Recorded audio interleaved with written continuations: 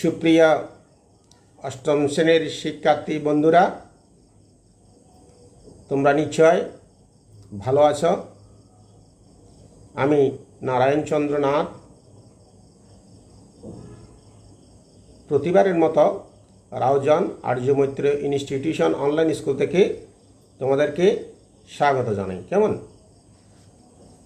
আমি আজকে বিজ্ঞান বিষয়ের চতুর্দশ অধ্যায় থেকে একটি পাঠ উপস্থাপন করব। তোমরা মনোযোগ দিয়ে দেখো।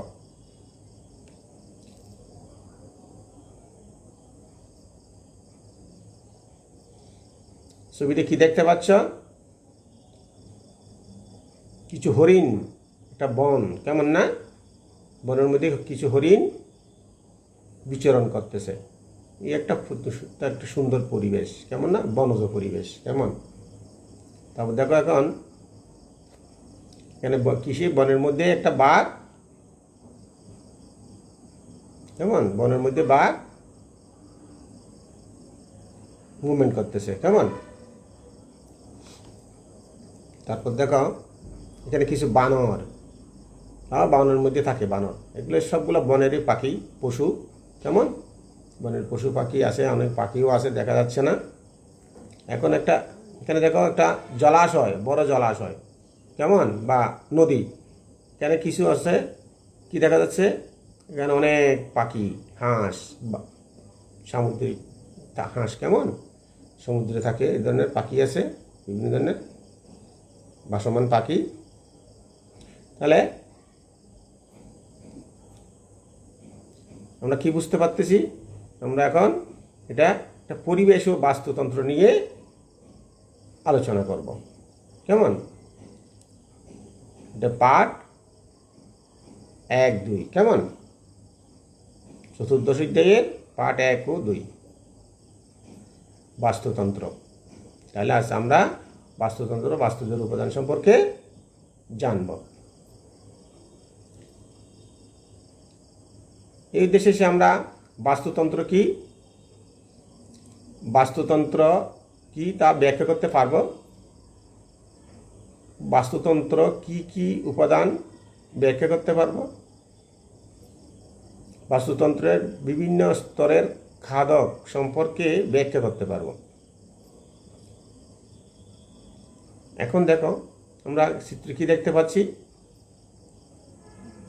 হ্যাঁ, এখানে একজন লোক ব্যায়াম করতেছে, একটা উদ্ভিদ আছে, সূর্যালোক আছে, সূর্য আছে, কিছু পাখি উঠতেছে, আর এখানে সূর্যালোক থেকে গাছে অক্সিজেন কি করতেছে? ত্যাগ করতেছে, কার্বন ডাইঅক্সাইড গ্রহণ করতেছে। মানুষ পায়ে হেঁটে বনের মধ্যে ব্যায়াম করতে দেখতে পাচ্ছ তো? তাহলে এটা একটা কি? এখানে কি আছে? উদ্ভিদ আছে আর প্রাণী আছে, তেমন না? উদ্ভিদ আর প্রাণী ও অজীব উপাদানসমূহে যে পারস্পরিক ক্রিয়া বিক্রিয়া হচ্ছে, তার একটা আদান প্রদান। এই আদান প্রদানটা হচ্ছে আমরা বাস্তুতন্ত্র নামে অভিহিত করতে পারি, কেমন?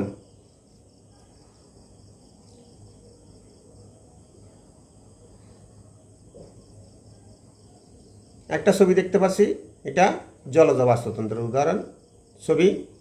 এখন বাস্তুতন্ত্র কাকে বলবো? সংজ্ঞা যদি বলতে যাই, একটি নির্দিষ্ট স্থানে বসবাসকারী জীব সম্প্রদায় এবং এর জড় উপাদানগুলোর পারস্পরিক আন্তঃক্রিয়ার ফলে ওই স্থানে যে অনুকূল পরিবেশতন্ত্র গড়ে ওঠে, সেই তন্ত্রকে বলবো আমরা বাস্তুতন্ত্র। তুমি বুঝতে পারছো তো? একটা নির্দিষ্ট স্থান হতে হবে, ওখানে ওই স্থানে বসবাসকারী কিছু জীব আছে, ওই জীব সম্প্রদায়, এর মধ্যে জড় উপাদান, জীব উপাদান, এগুলোর মধ্যে যে একটা পারস্পরিক যে একটা আন্তঃসম্পর্ক আছে, এই সম্পর্কের মধ্যে যে একটা পরিবেশ সৃষ্টি করে, ওই পরিবেশটাই হচ্ছে আমরা বাস্তুতন্ত্র বলি, কেমন?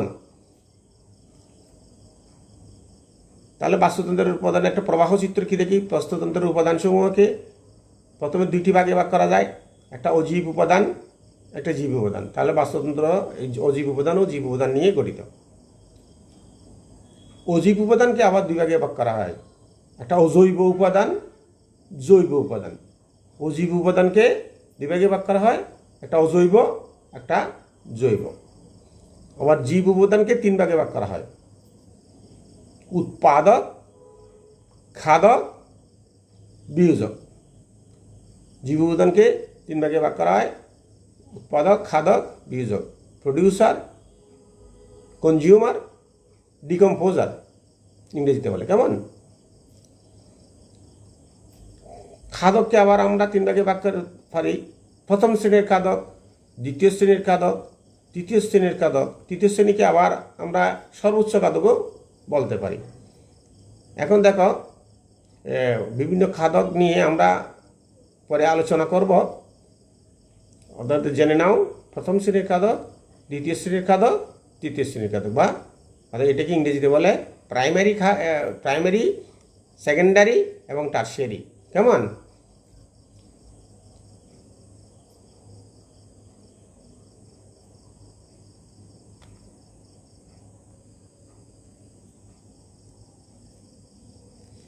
বাস্তুতন্ত্রের উপাদান কি কি? বাস্তুতন্ত্রের উপাদান আমরা প্রথমে বলেছিলাম কি 2টি উপাদান, একটা অজীব উপাদান, একটা জীব উপাদান। অজীব উপাদানের মধ্যে বাস্তুতন্ত্রের প্রাণহীন সব উপাদানই হচ্ছে কি অজীব উপাদান। যেসব উপাদানগুলি প্রাণ নাই, নিষ্প্রাণ। কেমন? অজীব উপাদান আবার 2 ধরনের, যা আমি ছকের মধ্যে দেখাইছিলাম। অজীব উপাদান 2 অজৈব বা ভৌত উপাদান, কেমন, এবং জৈব উপাদান।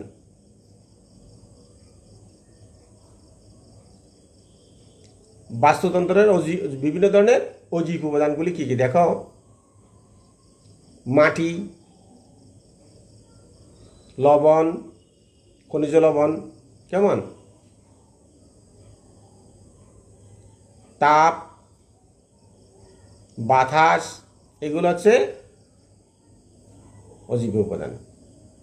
অজীব উপাদানের মধ্যে রয়েছে দেখি কি খনিজ পদার্থ, মাটি, আলো, পানি, বায়ু বা বাতাস, তাপ, আর্দ্রতা ইত্যাদি অজৈব উপাদান। লবণ, খনিজ লবণ, মাটি, সূর্যের তাপ, পানি, বাতাস, খনিজ লবণ, মাটি, কেমন, এগুলো হচ্ছে অজৈব উপাদান। দেখতে পাচ্ছ ছবিতে? আর জৈব উপাদান কি কি? যে সকল জীবের মৃত ও গলিত দেহাবশেষ জৈব উপাদান নামে পরিচিত। অর্থাৎ কি সকল জীবের মৃত ও গলিত দেহাবশেষ। তো মানুষ প্রতিটি জীব মৃত্যুবরণ করে। মৃত্যু হওয়ার পর লাশ গলে যায়। এই গলিত দেহাবশেষের যে জৈব উপাদান, এগুলো আছে জৈব উপাদান নামে পরিচিত। পরিবেশের জীব উপাদান বেঁচে থাকার জন্য এসব অজৈব ও জৈব উপাদান অত্যন্ত প্রয়োজনীয়। পরিবেশে বেঁচে থাকার জন্য অত্যন্ত প্রয়োজনীয়। দেখো, আমরা ছবিতে দেখাচ্ছি একটা বাঘ মৃত অবস্থায় মাঠে পড়ে রয়েছে। কেমন? এগুলো পরে বিভিন্ন উপাদান, ছত্রাক, ব্যাকটেরিয়া এসে এগুলো দেহকে ধ্বংস করে দেবে। এটা পরে উদ্ভিদ আবার গ্রহণ করে নেবে। দেখো, জীব উপাদান। পরিবেশের সকল জীবন্ত অংশই বাস্তুতন্ত্রের জীব উপাদান। বাস্তুতন্ত্রকে কার্যকরী রাখার জন্য এই সকল জীব যে ধরনের ভূমিকা রাখে তার উপর ভিত্তি করে এসব জীব উপাদানকে আমরা 3 ভাগে ভাগ করতে পারি। কি কি? উৎপাদক, খাদক, বিয়োজক। উৎপাদক, খাদক, বিয়োজক। ওই যে তোমরা আমার প্রথমে দেখাছিলাম এটা ছক আকারে, এই ছকের মধ্যে সবগুলা আছে। কেমন? Producer, consumer, decomposer. বাস্তুতন্ত্রের বিভিন্ন জীব উপাদান। দেখো ছবিতে কি দেখতে পাচ্ছ? এখানে সবুজ উদ্ভিদ, প্রাণীর মধ্যে ছাগল, এখানে পাখি, কেমন, ব্যাকটেরিয়া, এগুলো হচ্ছে অজীব উপাদান।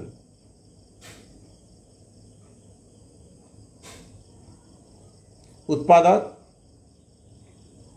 সবুজ উদ্ভিদ যারা নিজের খাদ্য নিজেরা তৈরি করতে পারে, অর্থাৎ কি এরা কারো সাহায্য লাগে না, নিজের খাদ্য নিজেরাই সূর্যালোকের উপস্থিতি তার নিজেরা তৈরি করে নিতে পারে। কেমন? তাদেরকে আমরা উৎপাদক নামে অভিহিত করি। যারা উৎপাদক তারা সূর্যের আলোর উপস্থিতিতে সালোক সংশ্লেষণ প্রক্রিয়ায় শর্করা জাতীয় খাদ্য তৈরি করে নেয়, যার উপর বাস্তুতন্ত্রের অন্যান্য সকল প্রাণী প্রত্যক্ষ বা পরোক্ষভাবে নির্ভরশীল। আমরা উদ্ভিদের উপর প্রত্যক্ষভাবে অথবা পরোক্ষভাবে নির্ভরশীল। উদ্ভিদ ছাড়া আমরা কোনো অবস্থাতেই বাঁচতে পারবো না, জীবনধারণ করতে পারবো না। কেমন দেখো, উদ্ভিদ পাশে একটা উদ্ভিদের ছবি দেখাচ্ছে। কেমন? এই উদ্ভিদগুলি ছাড়া এগুলো থেকে প্রডিউসার, উৎপাদক। কেমন? এখন এখানে কি দেখতে পাচ্ছ? ওই যে বলছিলাম সালোক সংশ্লেষণ প্রক্রিয়ায় উৎপাদক খাদ্য তৈরি করে নেয়। এখানে সবুজ পাতাটা আছে সবুজ উদ্ভিদ। কেমন? উপরে দেখা যাচ্ছে সানলাইট। কেমন? সূর্যের আলো লাভ করতেছে সবুজ উদ্ভিদের উপর। পাশে কি আছে? কার্বন ডাইঅক্সাইড ও পানি আছে। তার সাথে বাতাস থেকে কার্বন ডাইঅক্সাইড নিয়ে পানির সাহায্যে এরা কি করে? শর্করা তৈরি করে নেয় আর আমাদের অক্সিজেন দেয়। এরা সবুজ উদ্ভিদ উৎপাদক। কেমন? দেখতে পাচ্ছ তো? তাহলে এই প্রক্রিয়া সবুজ উদ্ভিদ খাদ্য তৈরি করে নেয়। কেমন?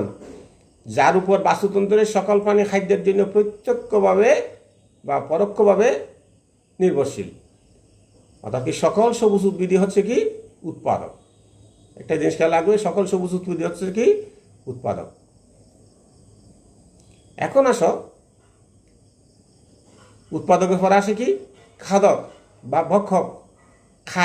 যে খায় আর কি, যে সকল প্রাণী উদ্ভিদ থেকে পাওয়া জৈব পদার্থ আর যে সকল প্রাণী উদ্ভিদ থেকে পাওয়া জৈব পদার্থ খাদ্য হিসেবে ব্যবহার করে অন্য কোনো প্রাণীকে জীবন দান করে তারাই হচ্ছে খাদক বা ভক্ষক। কেমন? উদ্ভিদ থেকে পাওয়া জৈব পদার্থ খেয়ে জীবন দান করে তারা আছে খাদক বা ভক্ষক। বাস্তুতন্ত্রের 3 ধরনের খাদক আছে। এই খাদকের ক্লাসিফিকেশন আছে কি 3 প্রকার। প্রথম স্তরের খাদক, দ্বিতীয় স্তরের খাদক, তৃতীয় স্তরের বা সর্বোচ্চ খাদক। এখন আসো প্রথম স্তরের খাদক। প্রথম স্তর খাদককে বলবো যে সকল প্রাণী উদ্ভিদ ভোজী তারা প্রথম স্তরের খাদক। এরা তৃণভোজী। কেমন? যে সকল প্রাণী উদ্ভিদ ভোজী, অর্থাৎ কি যে সকল প্রাণী উদ্ভিদের উপর জীবন ধারণ করে। কেমন? অন্য কিছু খায় না, শুধু উদ্ভিদ খেয়ে জীবন ধারণ করে তারা হচ্ছে প্রথম স্তরের খাদক। এরা তৃণভোজী, তৃণলতা ঘাস লতা পাতাগুলো খেয়ে জীবন ধারণ করে। উদ্ভিদ ভোজী না, তৃণলতাগুলো সবগুলো তো উদ্ভিদগুলো খেয়ে তারা জীবন ধারণ করে। তৃণভোজী প্রাণীর মধ্যে কি রয়েছে? প্রাণীর মধ্যে রয়েছে কি ছোট কীট পতঙ্গ আছে, তাই থেকে শুরু করে অনেক বড় প্রাণী পর্যন্ত আছে। যেমন ধরো গরু, ছাগল, এগুলা উদ্ভিদ ছাড়া বাঁচতে পারে না, সেই জন্য কি উদ্ভিদ ভোজী। কেমন? বুঝতে পারছো তো? কি দেখো, গরু এগুলা ঘাস খেয়ে জীবন ধারণ করে, ছাগল ঘাস খেয়ে জীবন ধারণ করে, এইগুলো হচ্ছে প্রথম স্তরের খাদক। এরা উদ্ভিদ ছাড়া বাঁচতে পারে না। তাও দেখো দ্বিতীয় স্তরের খাদক। দ্বিতীয় স্তরের খাদক কি?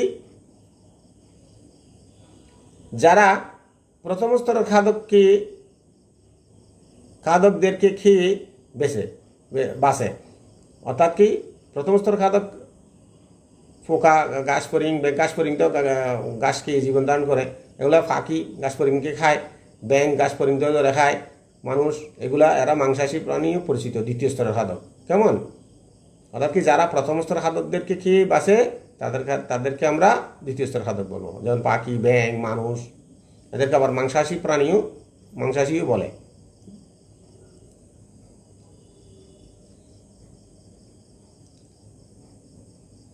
তৃতীয় স্তরের খাদক আসো, যারা দ্বিতীয় স্তরের খাদকদেরকে খায়, যেমন ধরো কচ্ছপ, বক, ব্যাঙ, মানুষ ইত্যাদি তৃতীয় স্তরের খাদক। এদের মধ্যে কোনো প্রাণী আবার একাধিক স্তরের খাবার খায়। এখানে কিছু কিছু প্রাণী আছে দ্বিতীয় স্তরের খাদ্যকে খায়, প্রথম স্তরের খাদ্য খায়। কেমন? সেজন্য এদেরকে বলবো আমরা সর্বভুক।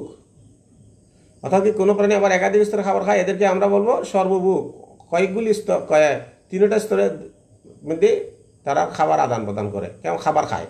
যেমন ধর ইগল ফাঁকি সব স্তরের খাদ্য ধরে ধরে খায়। প্রথম স্তরের খাদ্যকে খায়, দ্বিতীয় স্তরের খাদ্যকে খায়। কেমন? সেজন্য আমরা এদেরকে সর্বভুক বলা হয়। বুঝতে পারছো তো?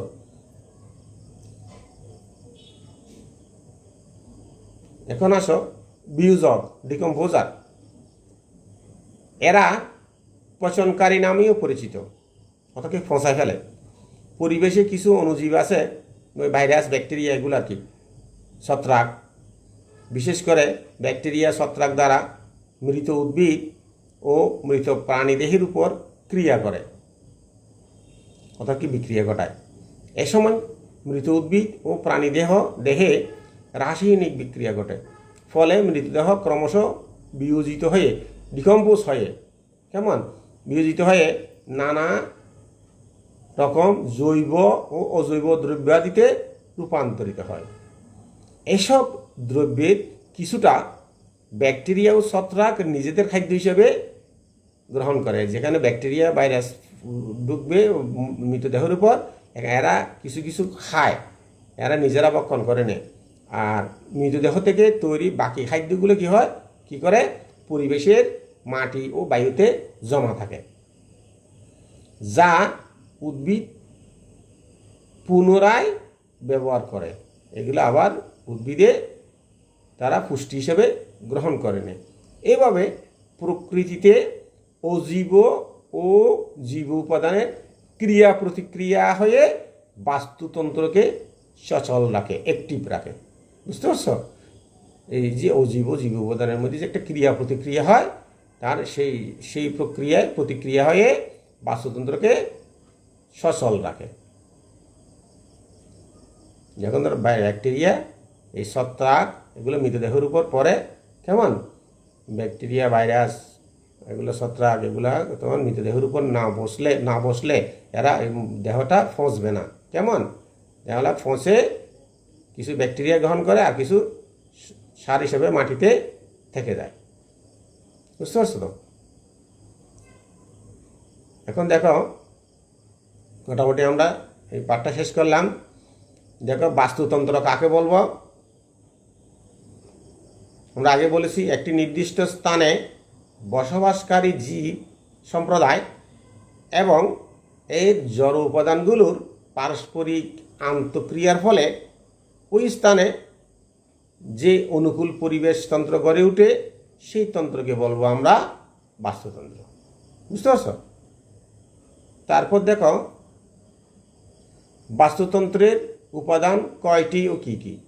বাস্তুতন্ত্রের উপাদান হলো দুটি, একটা অজীব উপাদান, একটা জীব উপাদান। কেমন? বাস্তুতন্ত্রের দুটি অজীব উপাদান নাম বলো। বাস্তুতন্ত্রের বিভিন্ন প্রকার খনিজ লবণ, মাটি,